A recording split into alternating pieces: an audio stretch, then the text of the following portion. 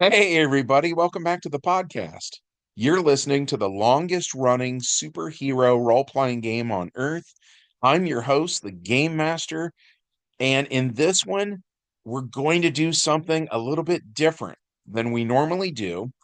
I was going to kind of explain everything up front, but I think maybe it would be a better video if I just told you the story first and then I explain it afterwards. And if you have been following my podcast, this is going to sound really strange to you. This is going to be a contradiction, right? So we're going to get there. So, somewhat in honor of Valentine's Day, we're going to talk a little bit about Wonder Woman and Steve Trevor. So, the year is 1941. Steve Trevor is a spy who works for the United States military. He finds out that Pearl Harbor is going to happen soon, right?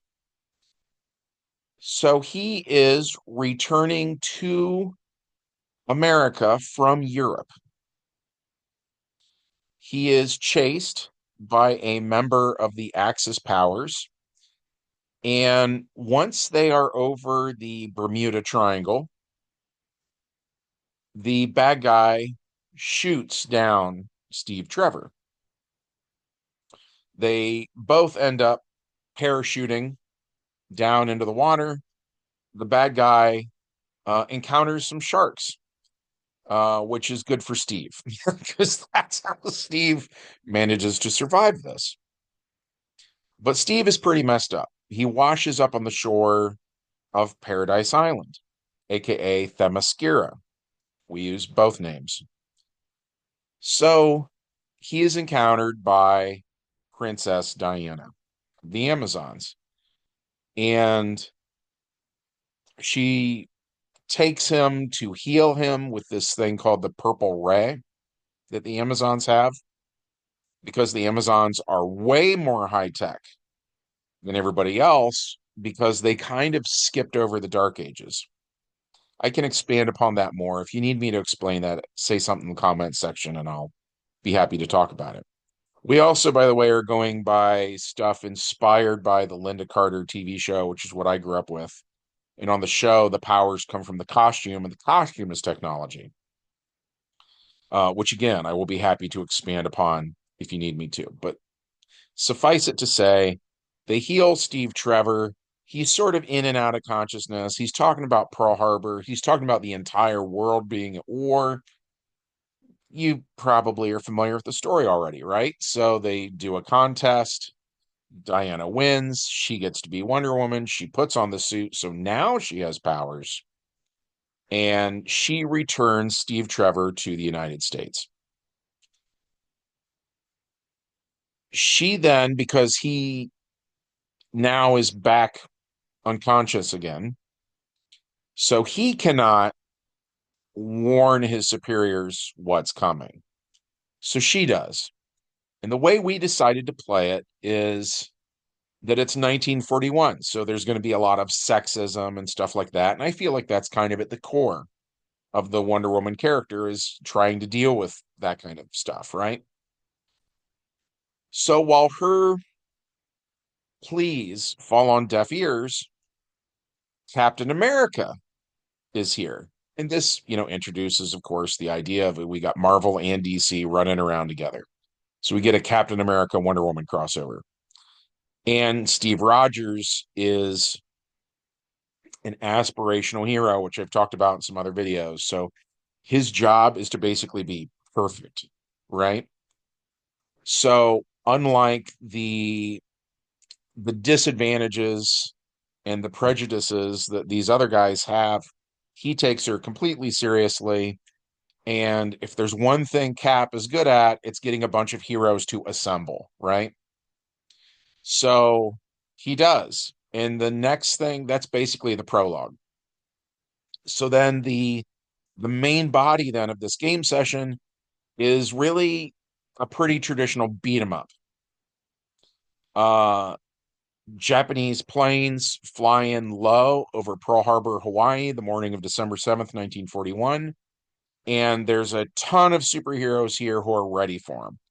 And we're going with like the Rocketeer, the Shadow, Doc Savage, Man of Bronze, Cap, Wonder Woman, Superman, Batman, Namor the Submariner, and the Human Torch, so on and so forth. All the people you would expect to be in this sort of a crossover Earth in this time period. And so they all jump into action, some of which is literal. So, like, Namor jumps up onto a plane and grabs the guy out of his cockpit and throws him into the ocean. Um, the Green Lantern makes a glowing green net. This is the Alan Scott Green Lantern, by the way. Um, the Flash is Jay Garrick. He's running around. So when people are falling, the Flash is able to grab them and keep them from injuring themselves more on the landing, but he's tying them up and restraining them. So they're taking prisoners. They're not like executing their enemies, right? But so we played it out. And then the big guy, and this was an original character that we made back in the day, and he's a massive problem, no pun intended. His name is Mount Fuji. And what we did with him was he's like the size of a kaiju. He looks like a sumo wrestler. He's a Japanese villain who literally weighs as much as the literal Mount Fuji, right? And so then in terms of his strength, we wanted him to be able to, for instance, do a push-up or something. If you knock him down, he needs to be able to get up again. So then he is strong enough that he could lift the actual Mount Fuji, right?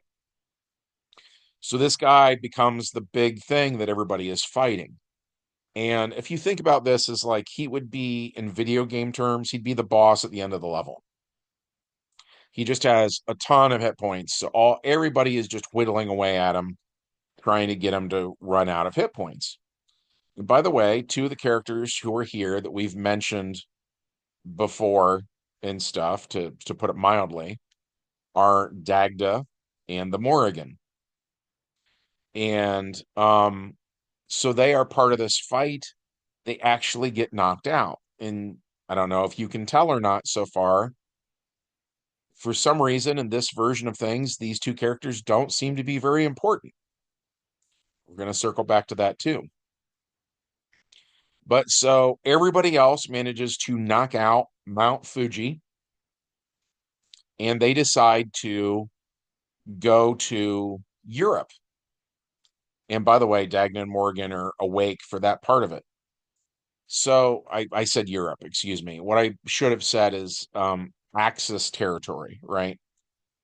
But as soon as the superpowered beings enter Axis territory, and specifically I'm thinking of Dagda and the Morgan, as soon as they get there, we borrow a page from some DC comics that came out, I want to say in the late 80s. And in that, they say that the evil leader of Germany during World War II has, before Pearl Harbor happened, he had already gotten his hands on this thing called the Spear of Destiny, which is literally the spear that a Roman soldier had. And when they crucified Jesus, they stabbed him in the side and like blood came out, blood got on the spear and stuff like that. And so if there's power in the blood, then the spear has a ton of power, right? It is, you could arguably compare it to the Infinity Gauntlet in a way, right?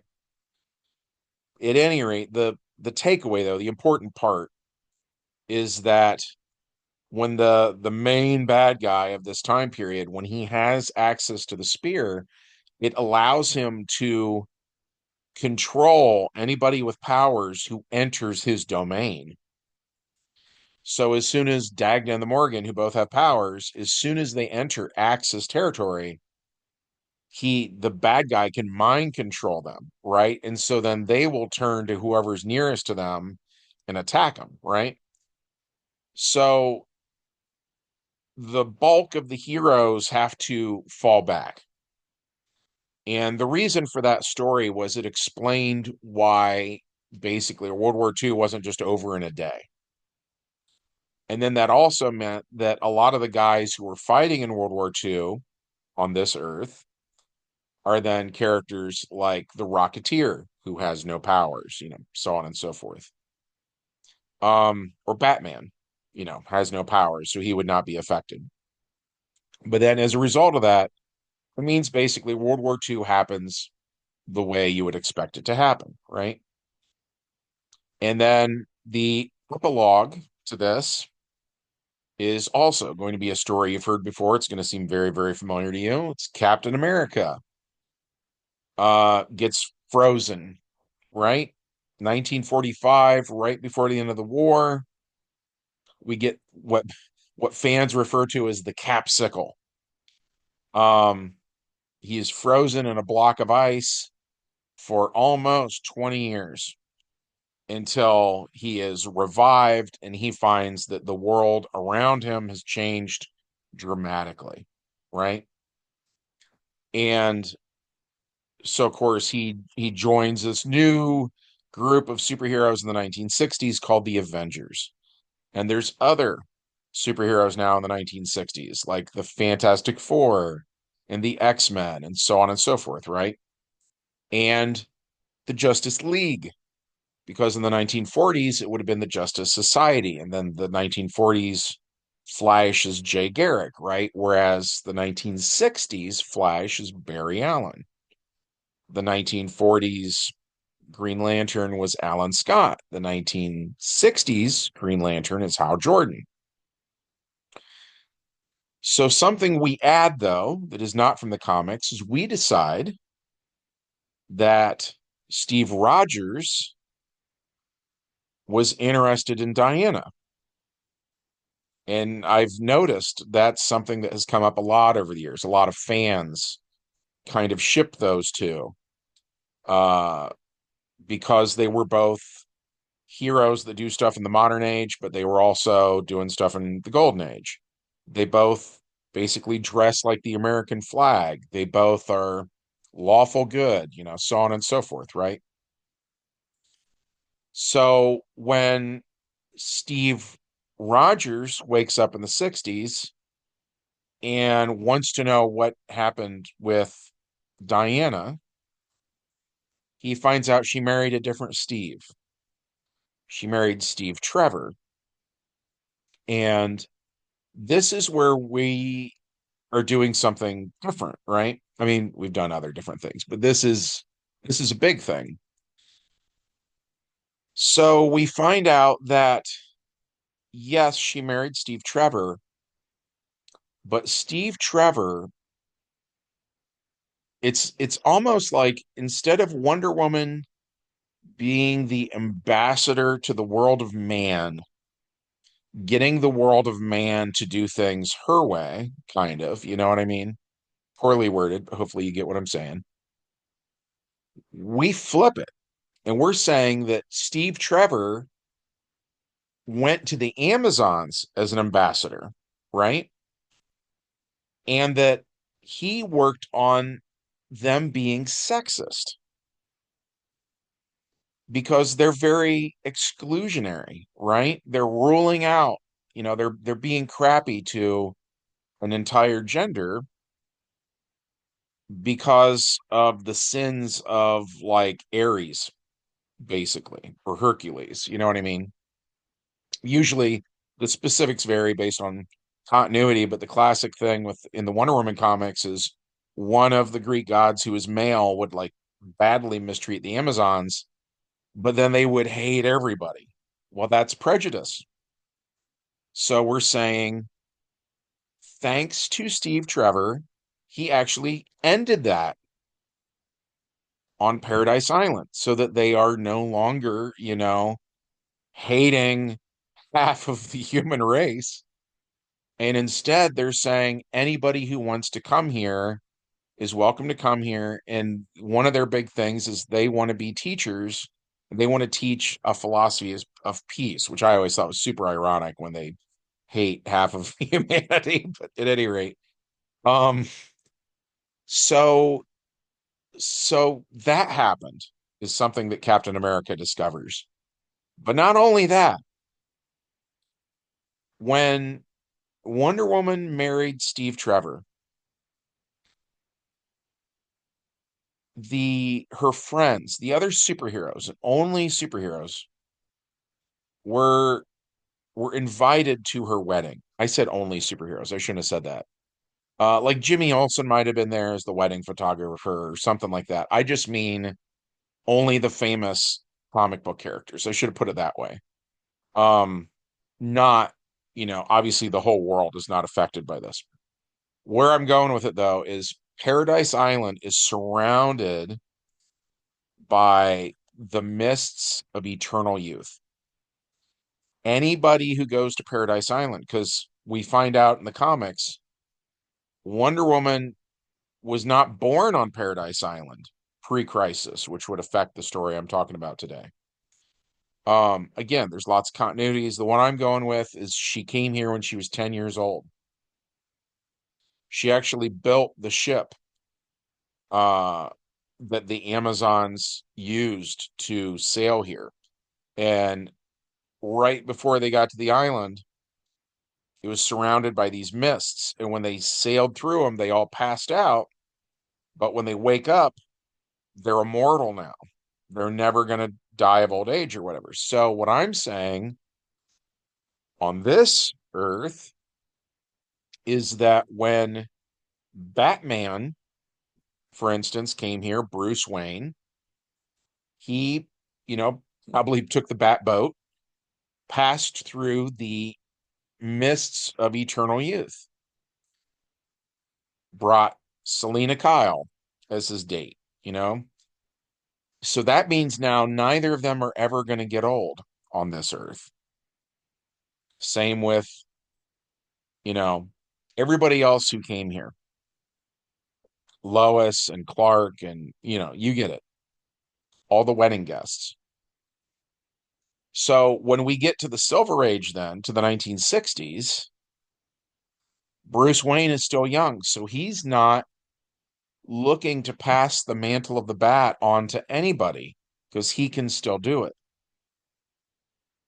Likewise, Dick Grayson is not getting ready to take over as Batman because there's no place for him to go in terms of like promotion or whatever you want to call it. He becomes Nightwing, right? So on and so forth. Hopefully that makes sense. So that is where we ended this game. And now, like I said, afterwards, I was going to explain what was going on. So this game did not take place on Earth K, which is where 99.9% of our games take place. When I say our game world, what I'm really referring to is a multiverse rather than a single planet. Most of our games take place on Earth K, but there was also a place called Earth J and Earth L, and we've done games set there. When when I was a kid, life in real life, I mean, I just got dealt a bad hand, right? And in high school, my best friend, Jay Mora, he was actually the GM before me. And he had also been dealt a bad hand. I won't talk about that too much because it's not my story to tell. But I only bring it up because Jay and I reacted to that in opposite ways. So with Jay, he saw a role-playing game as kind of like a simulation of life. And so if life would deal him a bad hand, then he would deal his players a bad hand. He was a big believer in Murphy's Law, that anything that could go wrong will absolutely go wrong. So anytime as a GM, Jay kind of reached a metaphorical fork in the road, he would always have the bad thing happen to his players. And I'm not throwing him under the bus. I am super nostalgic for Jay's games, actually. But I think part of where he's coming from is that by doing that, he was creating conflict, and conflict equals stories, right? It gives the players something to overcome. Me, on the other hand, like this is dark, but I'll make it brief.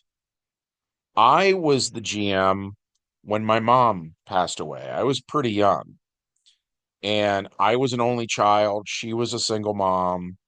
So it was kind of just the two of us, right? And when she died, I was incredibly sad. I was super depressed. So I wanted the game to be a pick me up. So I was erring on the side of, I wanted to retreat from my problems. So if life was dealing me a bad hand in real life, then in the game would deal you a good hand. If I had a fork in the road where I could have things go wrong for players or have it be more kind of like escapism and stuff like that, that was the route I was going, right? And at the time, I don't think Jay and I had quite realized all of that. I don't think we had articulated what our GMing styles were or how they were different. And Jay, when we graduated from high school, he joined the army and, I took over GMing duties. So Jay would call home every week from the army and say, "What happened in the game this week?" And I would tell him whatever we were doing at the time, and he hated it. So, like, my mom passed away in 95. I want to say it was maybe 96. Jay came home on leave and he said, "I want to run a game set in a different part of the multiverse." And that was, I think, the first time we gave a name to a dimension. And he referred to his this new dimension as Earth J. And he said Earth J is going to be completely identical to what I was running. And what I was running predated Earth J. Earth J was a new invention, right? But he said the difference would be kind of from here on out, they diverge. And so he came up with this story that he was kind of shoehorning into Earth K as well. And so he's saying on Earth J and Earth K, these two stories start off at the same time in the same way. But then that's the fork in the road where these two dimensions go in different directions.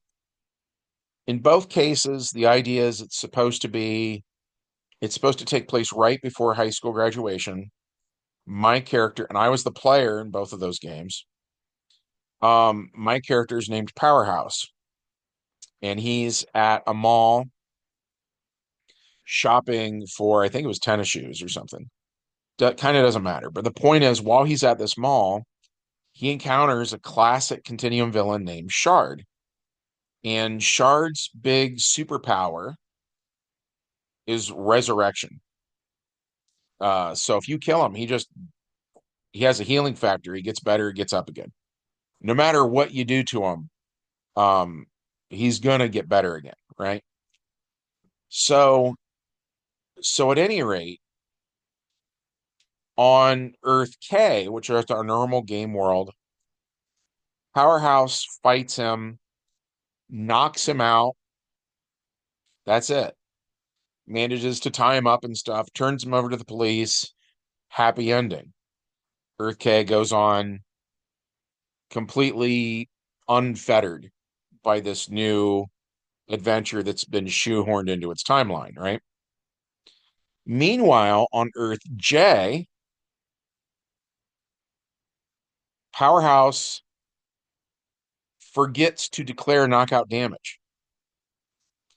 So he kills Shard in front of everybody at the mall.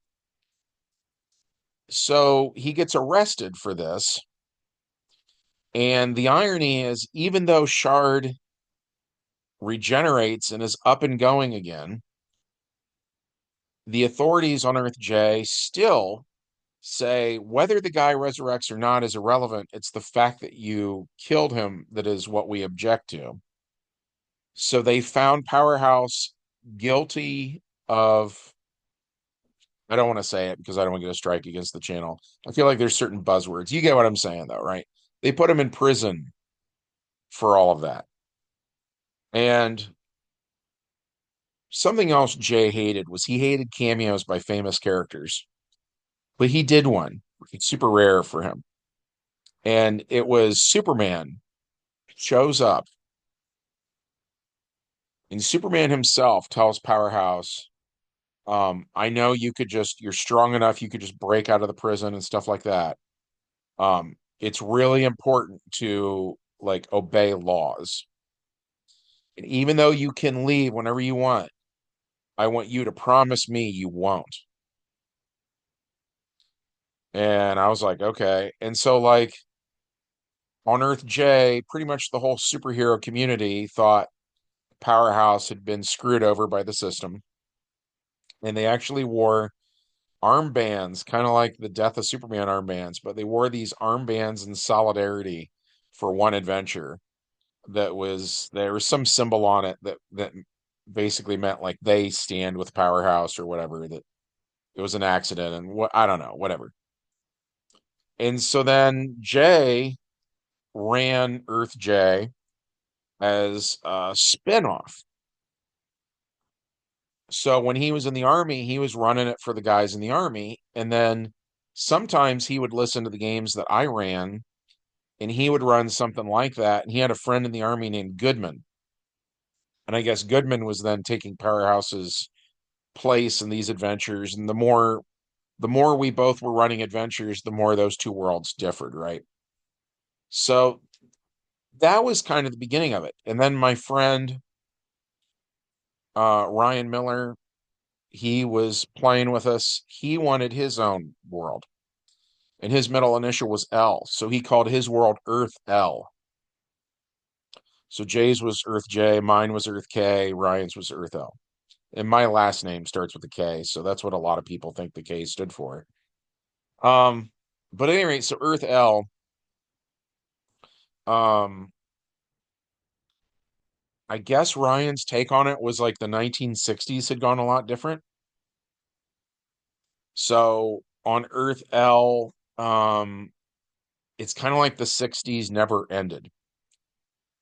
If you think about um, all of the riots and stuff of the 60s, they were still going on then in the 90s. So when Ryan ran this in maybe 1998, something like that, everybody dressed like it was the 60s. Um, yeah, just, it was a lot of stuff that in the real 1990s, these things were not happening in terms of riots and stuff. Um, but yeah, like Earth L was kind of being torn apart over political stuff. And one of the thing when I think Ryan ran a game for me where I was that world's powerhouse and I was a member of Generation X. And there was some villain that he invented. I can't, he had a goofy name like Zoo Master or something like that. But he was advocating animal rights and had decided to let all of the zoo animals loose. And so it was like lions eating little kids that were visiting the zoo, stuff like that. And the zoo master is like, yes, this is good. So Powerhouse was just like fighting lions and, trying to get them back in their cages and punch out the zoo master, whatever, that kind of stuff. That was Earth L. And we haven't done much with Earth L since then. Um, but at any rate, I how do I want to put this? Because this is getting a little complicated. Today's game takes place on Earth H, and the H stands for heroic. Um, so one difference between Earth H and Earth K that you may have noticed is on Earth K, John Redbridge is like really important. And if you caught me mention him on Earth H, he just gets knocked out by Mount Fuji, and that's it, right? When John Redbridge goes to Axis territory, he's mind controlled. So all of, from the get-go, all the heroic stuff that John Redbridge does on Earth K is not happening on Earth H. And so, boy, this is hard to explain. When I was 9 years old, we bought the DC Heroes box set. And on the box, it says, be part of the legend, right? And I feel like this phrase is open to interpretation. First of all, as a 9-year-old reading this, I thought they were talking about me. So I interpreted it as the goal of the game was a self-insert. That you would say, what if you had powers? What would you do if you were a member of the Justice League? Stuff like that. And a lot of my friends took it the same way. We had a lot of self inserts back in the day. Powerhouse is basically a self insert, right? Well, so that also, I think, implies that these characters we're inventing are the main characters then. And the existing characters like Superman and Spider-Man and Batman and Captain America and whatever, right? They then kind of become the supporting cast around your self inserts. And so that, first of all, I don't know if that was the intention of the guys who did DC Heroes. They're kind of in the news again because of this Kickstarter. I'd be curious to ask them. But like a lot of role-playing games, and I've said this about GURPS before, I think GURPS, if you play long enough, you inevitably become a Mary Sue because they break down stuff like, there's how strong are you and stuff like that. And as you get experience points, you're getting stronger. Or certainly you have superpowers in this kind of a game. Those are going up. But it's also stuff like in GURPS, they have the idea of like status. Status was on a scale of 1 to 8, where 1 was like you're the least important member of society, 8 was like you're the most important member of society. That's another thing you're taking up on your sheet. Because after a while, you're like, well, what I got these points, what do I even spend them on now? Because I've been playing for years. I did everything I set out to do. All right, I guess my guy will become a more important member of society, you know. So that's Mary Sue stuff, right? I'd never heard the term Mary Sue as a kid, but a lot of our characters, that's exactly what it was turning into, right? Um, so I've had a lot of people reach out to me over the years, and they, especially if it's more like they're fans of the comics and they don't play role-playing games, because with my situation, I get kind of the two opposite ends of that, where sometimes I get people that love comics and don't care about gaming at all. Or sometimes I get people who are like diehard D&D players who've never really taken an interest in comics at all. But at any rate, it can be jarring for the comic book fans when they're like, who is this guy and why does he matter? You know what I mean? Like, why is your Mary Sue saving the life of whoever? Insert famous character here, right? And it all goes back to that. And again, I don't know if it's a misunderstanding or if that's what the maker of the game wanted, but when they said be part of the legend, that kind of snowballed in our game into what I'm describing. So, Earth H, when I say the H stands for heroes, what I mean is the focus is on the actual heroes, right? The other thing that I get a lot is people will listen to the Earth K game and because superhero movies have become such a big deal in our culture, people want to ask me, if you were going to make a movie, how would you do it? And then they will assume that Earth K is how I would do it. And the irony is the answer is no, that's not at all how I would do a movie. Because, for instance, in a superhero movie, like let's say, like as of me recording this, the Fantastic Four trailer just dropped. I would want the Fantastic Four to be the main characters, right? That's not how Earth K works. So I would have a completely different approach to the storytelling in those two things. Um, so yeah, that's what Earth H is. Earth H is designed to kind of say, you know what, forget about the Mary Sues and stuff like that. This is more of a focus on these guys. And we'll get more into it. But the irony is the more we get into Earth H, I think it'll be interesting to see the difference between the two. But I would not shift my focus. It's not like we're switching over and we're going to play stuff on Earth H now. It's actually the opposite. It's more like here's ultimately you're going to see why I think playing on Earth H would actually be less fun. Because again, there's this big divide between what you want in terms of non interacting entertainment, right? Which is like a movie. You don't interact with the movie, you're just watching it all happen, right? So for that style of entertainment, that's where what Earth H is good for.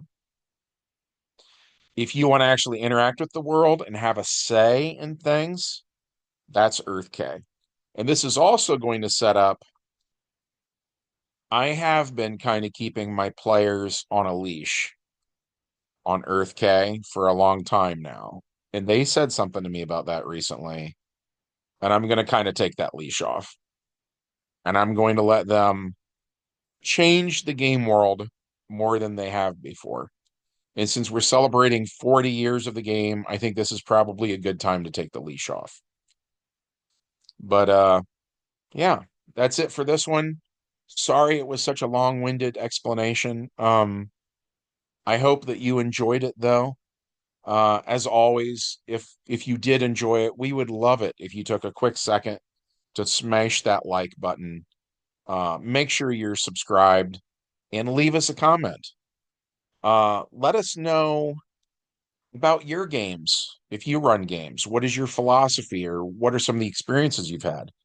If you're not a gamer, maybe tell us how would you do a movie for some of these famous franchises? I think as fans, we all sometimes have strong feelings about how we would do a thing, and then that's not what we see on the big screen, right?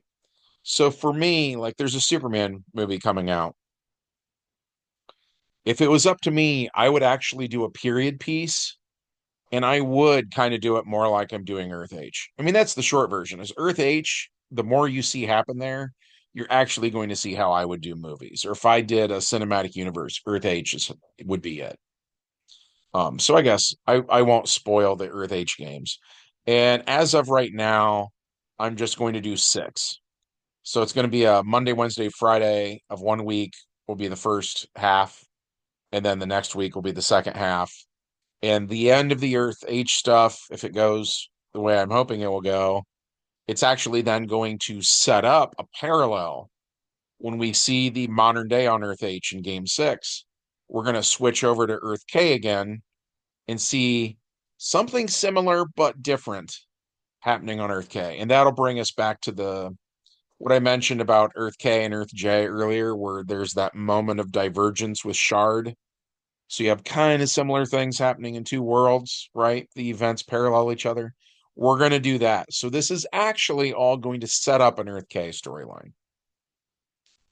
But hopefully as you watch it, everything will make sense and, so on and so forth. But yeah, that's it for me for today. Thank you so much. I hope you guys have a good one and we'll see you in the next adventure.